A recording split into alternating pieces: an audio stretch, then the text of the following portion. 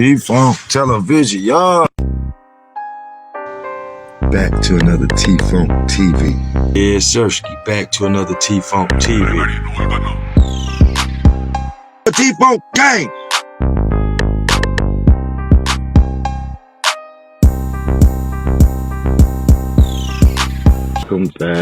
Welcome back to T-Funk TV.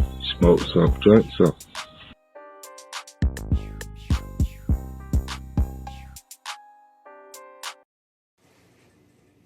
Hey, yo. Hey, yo. Hey, yo, man. Hey, yo, then. Hey, yo. Hey, yes. Back to the rebirth of T-Funk television. Before we do anything else, y'all, I'm trying to get this channel where T-Funk TV was. So if you subscribe to T-Funk TV, make sure that you come over here to the rebirth of T-Funk TV, like, share, subscribe, and comment. Because all the new stuff, everything that's going on new, is going to be here. Not T-Funk TV. It's going to be on the rebirth. So y'all know the famous slogan. Come on here and let me smoke something and drink something with you. And I'm going to take you on a journey, and I promise I won't leave you. Alright? This prison story right here happened in Marion, North Carolina, in the mountains.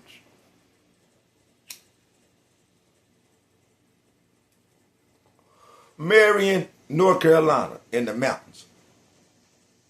So y'all, I know y'all done heard a lot of YouTubers talk about different states and the mountains and how they act up there in the mountains. Y'all, I think that's every state. I'm not just going to get on here and just start throwing the racial slur out there, but it is a lot of Caucasian people who hasn't seen Hebrew Americans. So they use the word urines, colored, like a lot of stuff like that. But y'all, you still will find human beings with morals and principles because that's their job. You know, is to come and basically babysit grown men. But some of these guards, man, just like in any other thing, policemen, teachers, people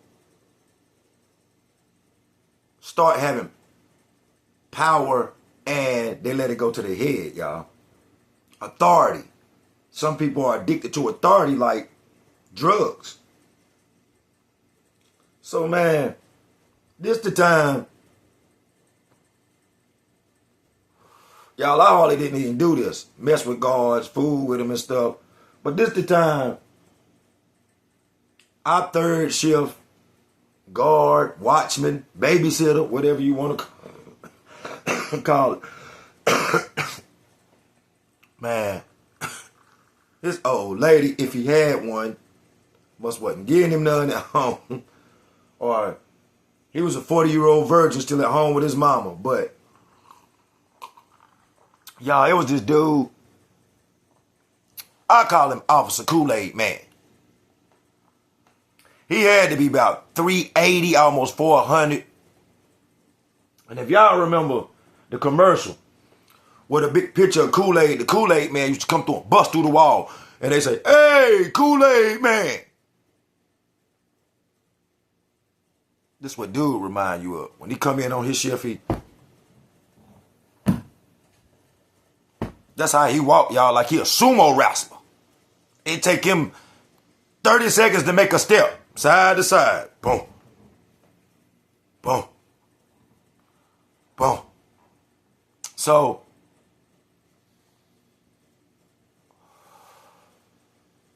first shift he worked. He coming through. Get this off your bunk. Do this. Don't sleep with the cover over your head. Don't have this on your locker. I'm just talking about all kind of little petty stuff that the shift before ain't said nothing about. So that first night, Me and my boys, we talking about it like, well, this new guard, bro, I don't know if he trying to get a reputation or what he trying to do, but bro, he coming in on some oppression type shit, like a slave master type shit, talking shit, like, and I mean, this Caucasian man wasn't racist to dark skin. He was racist to them brown uniforms we was in. Bro, it didn't make a fuck what color you had. You was in them brown uniforms, he was on you.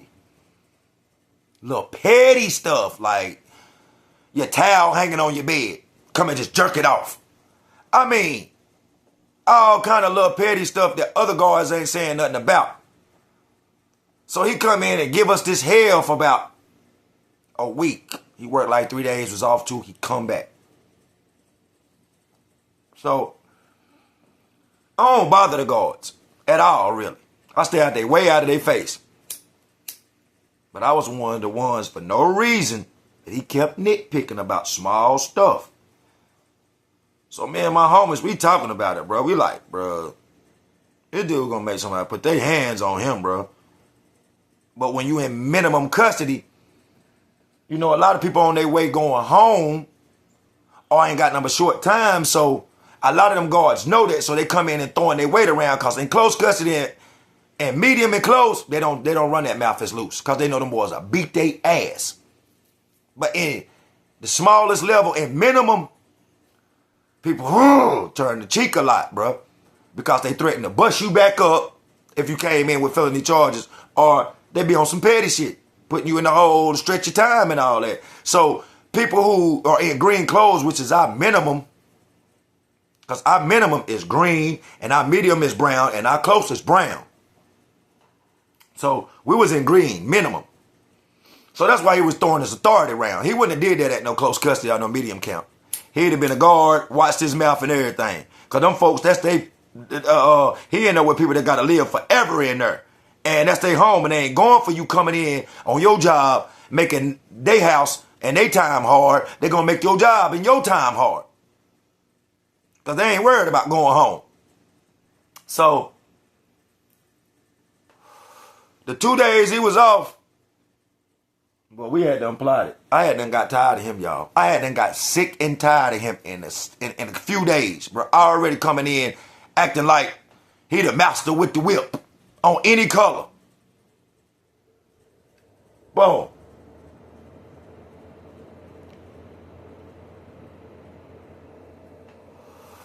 Friday night, we get to stay up to 2:30. He working third shift. He come in, y'all, same wall. Boom. Boom. Come in with his big ass lunch box. Probably got all kind of snacks and snickerdoodles all up in that thing. He set that to the side, put his big old thermos mug up there, and got his list, got to going around, messing with people. That mug got to my bunk and went around me, and had his back turned. Y'all, I jumped up. I started walking like him. I said, boom. This is the first time everybody done heard this now, because we wasn't calling him this at first. I started doing like him behind him. Everybody laughed. Then I said, hey, Officer Kool-Aid Man. But everybody in the whole 80-man dorm bust out laughing. So when I said that, I went and jumped back on my bunk real fast. And he like, who said that? Who said that? All right, I'll put all y'all on bed restriction. So everybody laughing hard at his ass, y'all.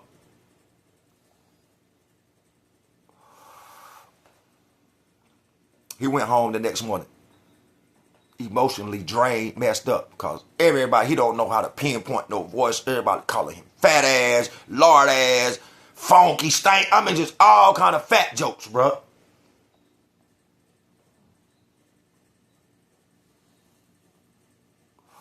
That was Friday night. So Saturday night, he got to come back. He working the whole weekend.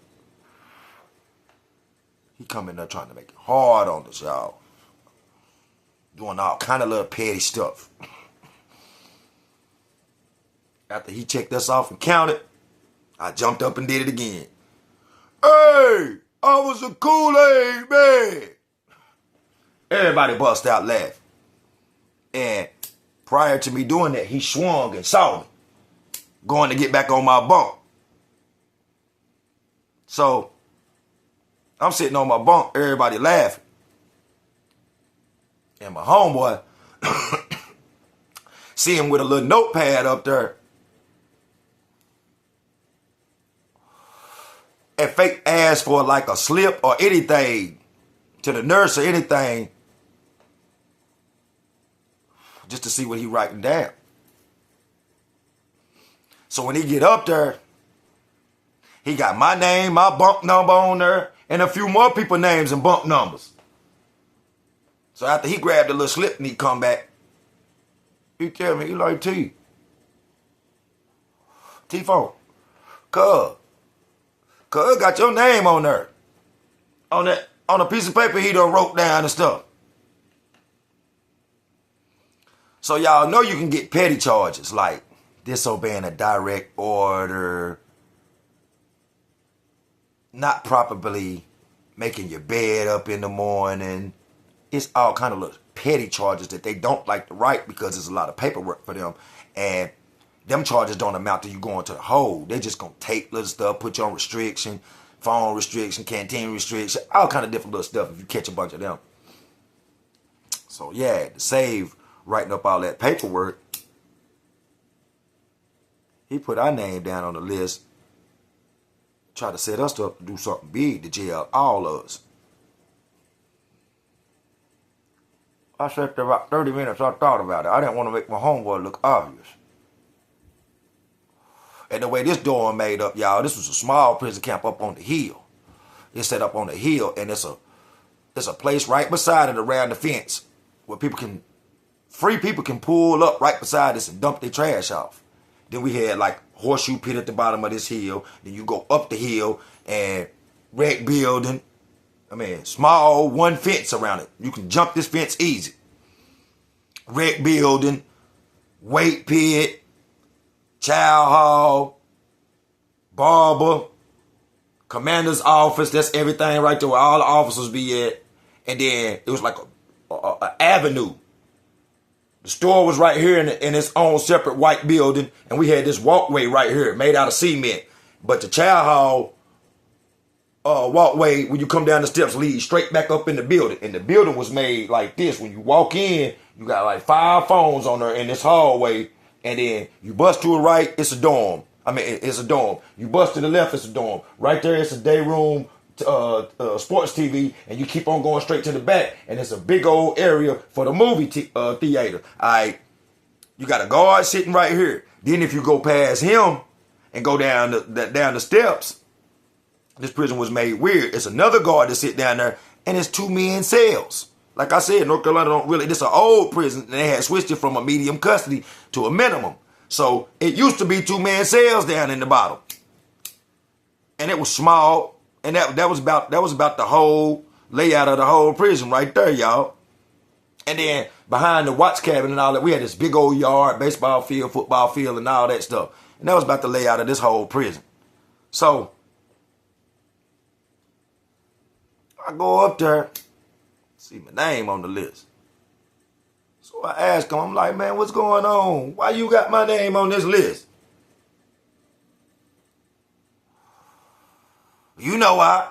You know why. I'm like, no, I don't know why.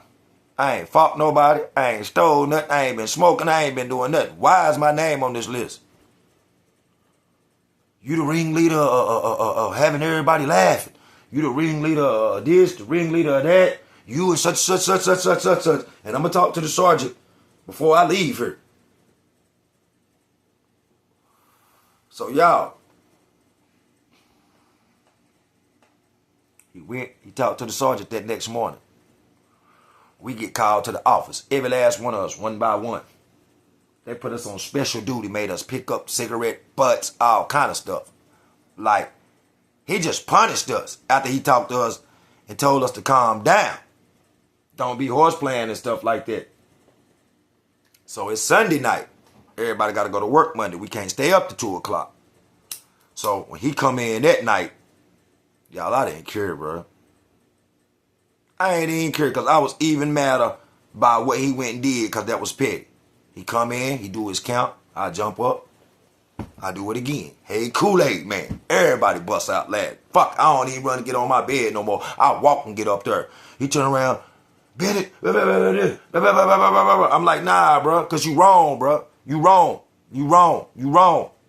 I had a guard that was real cool with me on first shift. He was a sergeant. Now, he had gave it to the third shift sergeant. I guess the one who had hired him, the one he knew was going to have on his side. So before he left, when he talked to that sergeant, it'd be two sergeants or a white shirt on with the warden sometimes. The one that's cool with me told me, like, yeah, bro, he was going up there with y'all name on the list, trying to make it seem like you was starting a riot, exciting a riot, because you had the whole dorm laughing and picking at him and everything. He said if it had been one blow throw, bro, you'd have got riot charges, got put back up to close custody points, and been in the hole.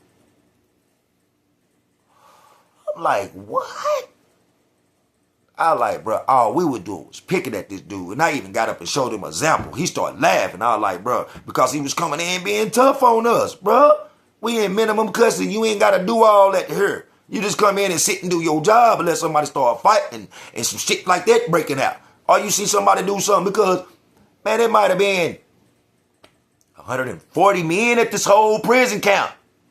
Why is you coming in here being robo-guard? This is what I'm telling my man. He like, bruh, when the other sergeant was reading the paper, that's why he just gave y'all some kind of duty, man.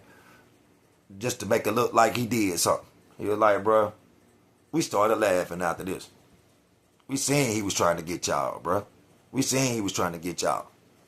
And if he would have put a grievance in, it would have stuck in Raleigh. If one chair would have got thrown, anything would have got thrown, punched, loud as y'all was, he tried to make it seem like and all that, he could have said that. He could have said he feared for his life and all that. And y'all would have got new street charges. So, bro, when he telling me this, it kind of made me mad, bro. It made me mad as I don't know what, man. I'm like, dude, go do this. So you're like, bro, I ain't telling you to do it. I ain't telling you to do it. Basically, this guard don't like him like that either. He a new guard coming in doing that. But, y'all, if y'all laugh or say something, pick at that man, stay on your bunks, bro. Make sure you tell everybody don't throw nothing, don't do nothing like that, man. That man was trying to time stretch y'all, bro. So if you go to prison and you don't read the rules when they first give them to you, when you come in, y'all, there's so many rules. Like me, I ain't worrying about nan human being in prison. Because what they do to me, I can do back to them. But it feel like you walking on live eggshells in prison because the rule book is 7 feet tall. The least little thing you do, you can be done broke a rule. And this dude right here knew what he was trying to do. He was trying to take, because we was picking at his size and finna really get us some time. Because he knew we was finna get out. But y'all don't want to be in no place like that when you walk in there and the man that's supposed to be watching over you is trying to keep you in there. So yeah, their jobs is secure. Because you got no good ones like that that's trying to time stretch people. So yeah.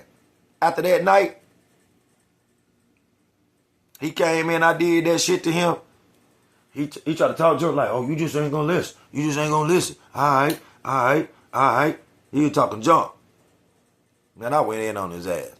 Fat ass this, fat ass that. Everybody else fat ass this. Everybody else fat ass that. Everybody fat ass. You funky. You don't do nothing but sit around and eat, fall asleep. You got a sleeping disorder. It's fat all around your heart. You gonna be deceased soon. Bro, people were saying hard stuff. You in prison. Now these dudes ain't got no hearts. Bro. We got on that man so hard. He quit the next day.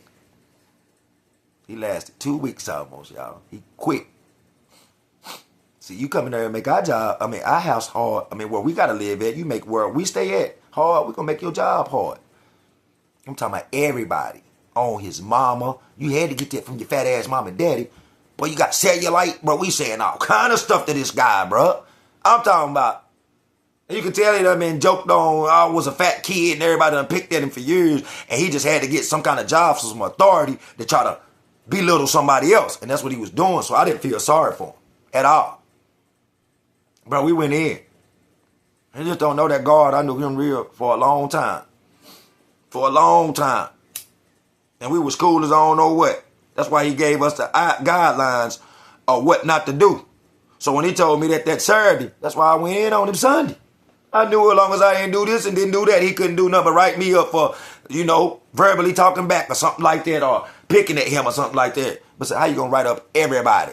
That's why everybody went in on him almost. You might have had some, when I say everybody, that means majority. Bro, went in on that man. That man resigned the next day, turned in his badge. I found out bright and early from the guard. And he was a sergeant, so he knows stuff quick. But yeah, that's what happened to you when you go in prison. Or y'all, just life, bro. Bro, somebody give you some power, bro. Stay in the guidelines, do what you supposed to do. Cause what if that shoe was on the other foot? That's the thing about us as human beings, bro. Not racist. Us as human beings. Bruh. Why it ain't happening to us? We got all the advice. All the advice to tell somebody else. Or we don't care. But as soon as that shit turned and that finger that you was pointing, that thumb pointing back at you like this, and you're in that situation, then you want somebody to turn all the way up for you. Nah, bruh. Put ourselves in people's situations, bruh. Be more genuine from the heart. Stop having motives out here these days, bro. For real, man. Keep peace and love in your heart. Keep the Most High first, man. But yeah, that's what happened when people doing time and people ain't doing nothing but doing time and trying to make it back home to their loved ones, and you come in there and make it hard for them, bro. You'll end up quitting like fat ass Officer Kool-Aid Man. Hey, Officer Kool-Aid Man. Well, he used to look like he was a sumo wrestler. Yosh. Like, share, and subscribe. The rebirth of T-Funk Television. I'm back. Damn. On the dead homies.